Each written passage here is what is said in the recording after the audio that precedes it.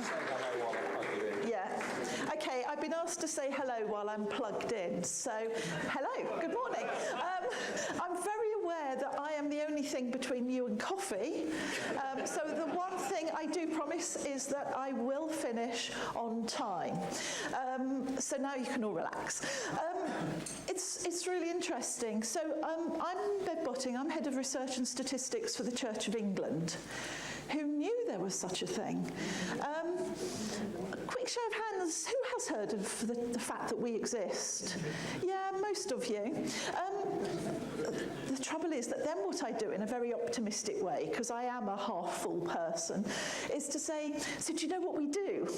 And invariably, and I promise I won't ask you now, people say, you're the ones that ask us for all those statistics. Yeah, you see, there's lots of nods. And that actually makes me really sad, because that's not really what we see that we do. Because we're very much there to serve you. I've got to go back after lunch because I'm doing children's work tomorrow morning, and we're doing about Zacchaeus, and I've got all this stuff prepared about how he was a tax collector and he was really hated, and all of a sudden I felt all these kind of quivers because I'm thinking, in many ways I can see some parallels there. But the thing is, the good news is what happened, because Jesus chatted to him and then he was giving back fourfold, and that is what we try very much to do. So we are here not to create work for you, but to support your important work. And we've got a slide, which is great. Thank you very much. Have I got a... You can stop talking now. Sorry. Does this work in terms of moving things on? This one? Is this what I do? Or do I just do... The coffee. Oh, don't wish. The space bar. Okay, and that will take me on. Perfect. Okay, so we've got the technology, we've got a short amount of time. I promise it's not going to be a lot of numbers. For me, it is very much about that fourfold stuff of what we can do for you, how we can help you, and more importantly, so that you know we're there and you can tell us what you need. Because we have a lot of skills in my team, but mind reading isn't one of them. And therefore, we need you to tell us what you need in order to do your planning, your mission planning, your outreach. What do you need? So who are we? We have one of, I think, the most amazing teams. These are our researchers. Alan is also here up at the back. The others are all at home having a well-deserved weekend.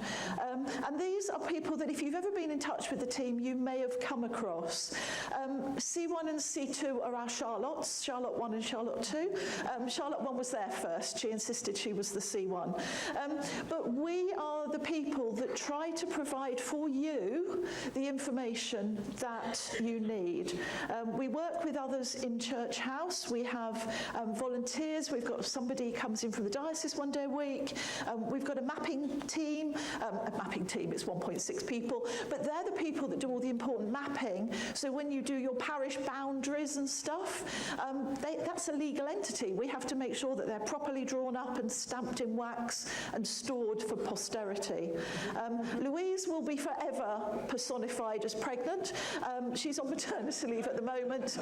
Her little girl, her second daughter, Phoebe, is now coming up 6 months, so Louise will be rejoining us in the new year. But the most important thing for me to share with you this morning is this, which is the purpose of the Research and Statistics team.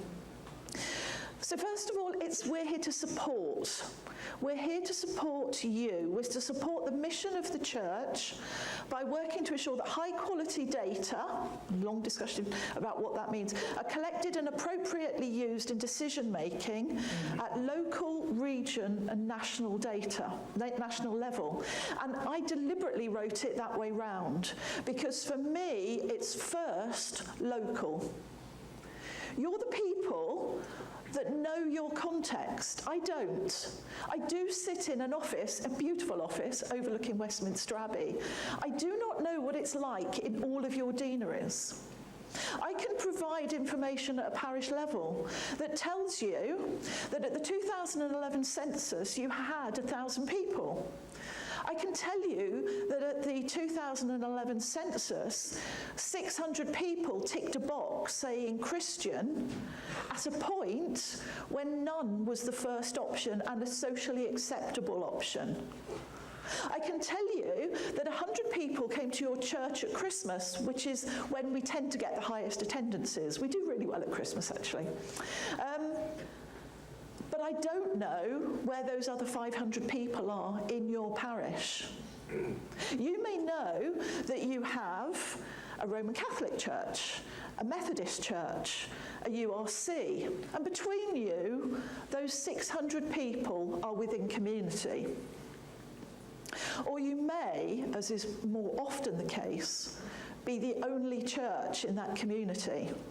So where are those 500 people? Did you know there were 500 people who ticked a box that said they were Christian when they had the option to tick none? Where are they? And that is how we try to help you, which is why for me the most important thing is to talk and enable you to have the information you have at local level. Because I can't answer those questions. And you may not know that that's the setup, but if we can work together and I can give you the information you need that will give you the patterns, the trends. I mean, Bishop Mark was saying earlier, as mathematicians, we do like numbers, we are a bit geeky really, but actually we're looking for patterns all the time. When everyone was coming into the room last night, I was sitting there thinking, I wonder which will be the last chair filled on each table. That's pretty geeky, I know, but that's the sort of thing we're doing. But if we're looking for patterns, then we can help you understand what's happening locally, not from anecdote because somebody told you something, but actually from evidence. So do we give you what is most useful for you? So let me just run through a few things. You're not expected to be able to read the detail. I just hope that this is something that's kind of familiar to you, that you kind of see that and you go, yeah, I've seen that before. So we do parish dashboards. We now do 2 parish dashboards. We do one on stats for mission and one on return of parish finance. And hopefully you will get these for your parishes. We work with your diocese, and all the dioceses, as we know, all work in very different ways. So some dioceses have said to us, can you just send them out to all the people that send the returns? So we do that. Other dioceses have put them on the website or have said, actually, we have a very good communication process, we'll send them out, send them to us. So we do that. And it means that you can get information about yourselves. When we first did things like this, we got quite a lot of phone calls saying, we've got your parish dashboard, your figures are wrong. Do you know, it's really funny because we don't sit there and make them up. But we have a very good turn of phrase around saying, thank you very much. I used to be a government statistician. And in the days when I was a government statistician, we were really pure about all this stuff and you never change data. And then I came to work for the Church of England.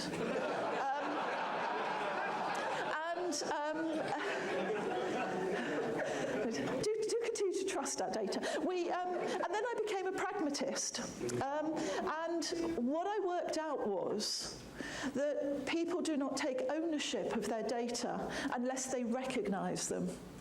And so, all joking apart, we do have a process that churches, parishes can tell us what they consider their correct figures to be. And once a month, the wonderful Simeon, in our database manager, will update our files so that the data reflect what you understand to be the correct figures. And then we can work together in partnership, because this isn't something we do to you. This is something we can work together on, and we can help you by providing information, hopefully fourfold, to help you interpret the information that comes back. So we give the figures as they come. And where there'll suddenly be a drop down to 0, that's because we haven't had a return. And if you send in returns, we will put them into the database, and that will be reflected the next time parish dashboards are done. We're hoping to publish statistics for Mission early November, so hopefully by the end of the year you'll get the next version of the updated parish dashboards. We also do, as I say, the finance dashboards. And all of these are the information that are submitted through the online parish return system, which I'm sure a lot of you, unless you're in 3 dioceses, will recognise as the basic mechanism for putting things in. And if any of you are people who are responsible for putting data in, thank you so much on behalf of your parishes, your dioceses, and the use that we make of your data nationally. Thank you from the bottom of our heart. This system is actually one which is growing and developing. So we have, for example, and I'll come on to it in a tick, it was Oxford Diocese actually, so let's give them the praise where it's due, said, we also ask our articles of inquiry for the archdeacons, and we just wondered if it would be possible to add that to that system, the online entry system, because our people are used to using it. I thought, what a brilliant idea. Because what drives me is about trying to make data, number one, collected once only and used wherever we need it. And there's a lot of things going on at the moment on that. But secondly, making it as easy as possible for people like yourselves and your colleagues who are entering the data. You don't need to be going on to 4 or 5 different systems with different usernames and different passwords. So what can we do to streamline it? So we did last year, we had 4 dioceses that did their articles of inquiry using this system. And that therefore would make it a lot easier for people. They've still got to get the same information, but at least it's one system and it's somewhere that's familiar. So we tried to do that. But did you know we also do deanery dashboards? Can we just have a quick show of hands if you've seen them? There's no right or well. Yeah, so a much smaller proportion of people know that there are deanery dashboards. Your dioceses do have them, but if, to be honest, I'm very happy for any of you. I'm just thinking about my inbox on Monday morning. I'm very happy for any of you to email me, and we can get your deanery, if you tell us which one it is, sent through to you. So they're the same thing that you saw at parish level, but at deanery level. There's one major difference though, and for these, we include estimates, because actually a deanery dashboard doesn't, when you're adding up all the different parishes in your deanery, doesn't make any sense if you have a lot of missing data, particularly if you have one very large church that doesn't report 1 year. It can make everything go down, which isn't actually the truth of what's happening. So for your deanery dashboards, so you can get an overview of what's happening in your deanery, we do include estimates. We don't on the parish dashboards. So that's worth picking up and remembering. As with the parish dashboards, there is also a deanery finance dashboard. So those are there for you. And I would really welcome, we won't have time today, but if any of you want to get in touch to let me know if there's other stuff that would be more useful, different things that would be useful. You are the people that can inform and help us to give you 4-fold the information that you've given us. The last 5 minutes or so, I just want to tell you about some other work, though, that we're doing, partly because we're quite excited about the work, but also because there may be some things that resonate with stuff that's going on in your deanery where you'd like to find out more. I'm only going to be able to touch the sort of surface of it. And it all kind of emanates from renewal and reform. We're all comfortable with the idea that we have this amazing programme going on. There's a lot of money being invested in growing our church.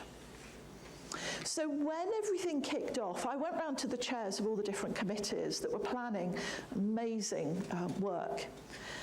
And I just said, how will you know if it's been a success?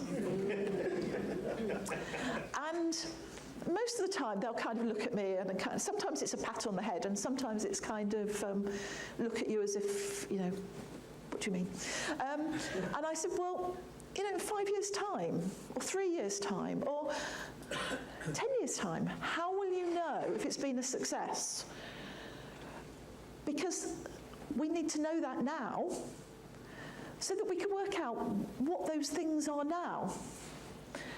We know that God will grow the church in ways that we can't possibly imagine. So this isn't a simple task, but at least if we start thinking about how we might recognise that growth and that success, then we can actually start to find some sensible things that aren't too big to collect and that actually are meaningful and that we understand. And we recognise that we may have to change that as time goes on and we recognise growth in a different way. But we have to start somewhere. We have to start with an intentional way of going, okay, we think that if we are successful, this is what it might look like. So, anyway, thankfully, the Archbishop's Council went away and thought about some metrics of at least some things to start with, recognising that we don't know exactly how it's going to pan out, to say this is how we'll recognise growth, this is the kind of thing we'd like to look at. And some of those things we collect already. You know, attendance measures, we're all quite familiar with collecting those. But there were some other things in there as well. There's a lot of anecdote around the church growing older. And I'm sure you've all heard that. We don't actually know. We don't have evidence. Back some sort of 1980s, the church age distribution was about the same as the population at large. By 2007, which was the last time there was any form of audit, the church average population was about 52, when the rest of the population was 44. And anecdote, but not evidence, suggests that it's got older still.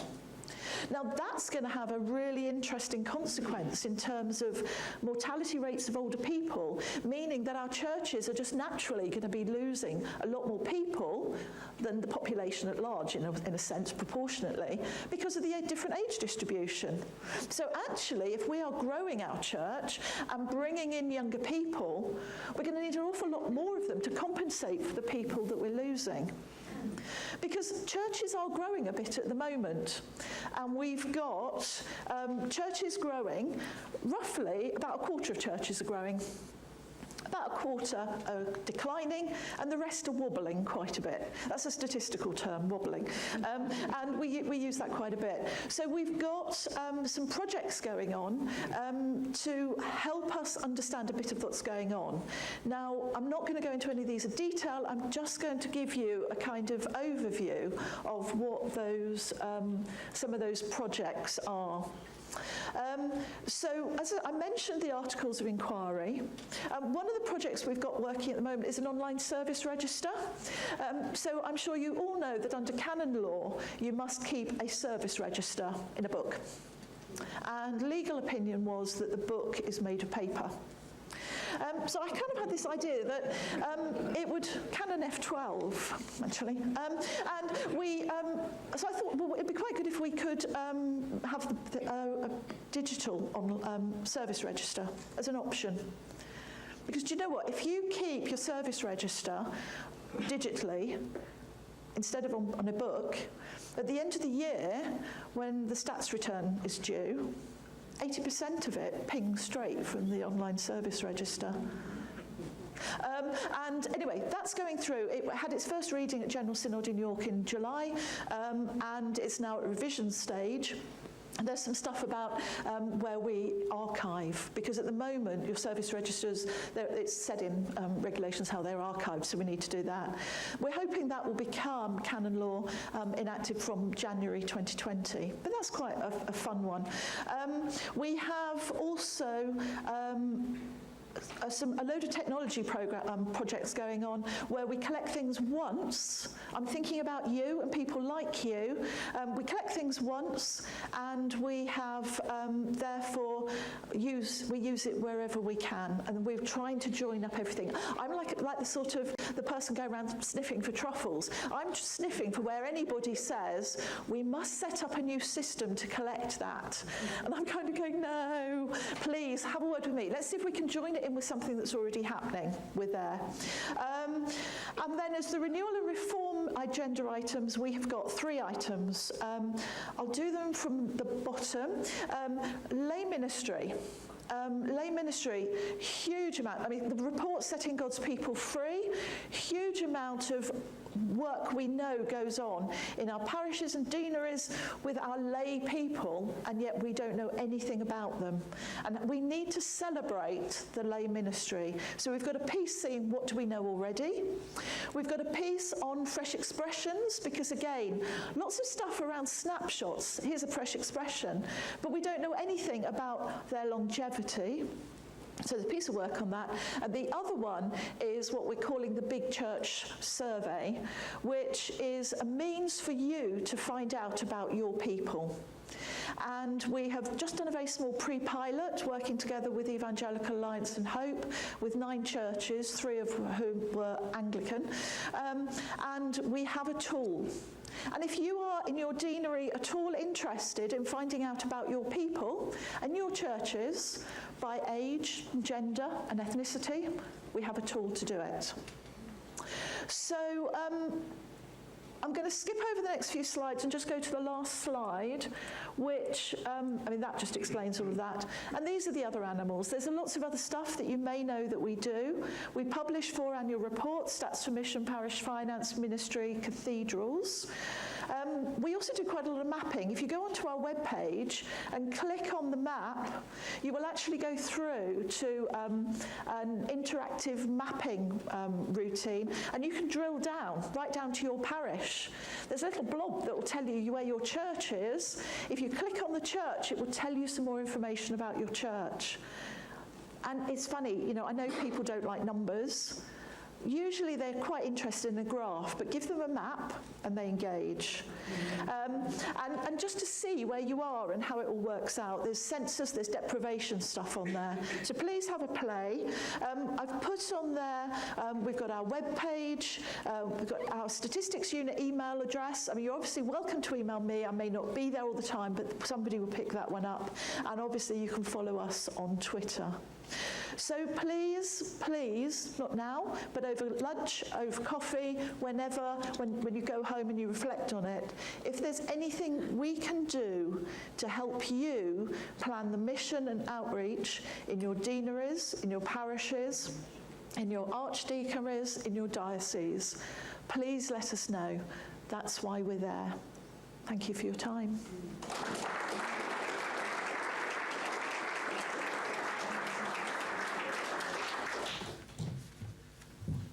Bev, can I say a very big thank you? That's been fascinating hearing that. I'm not really into statistics, and I've really enjoyed that this morning, so thank you very much indeed, and I'm sure we've all learned a lot from that. So thank you for coming and giving us time. So thank you.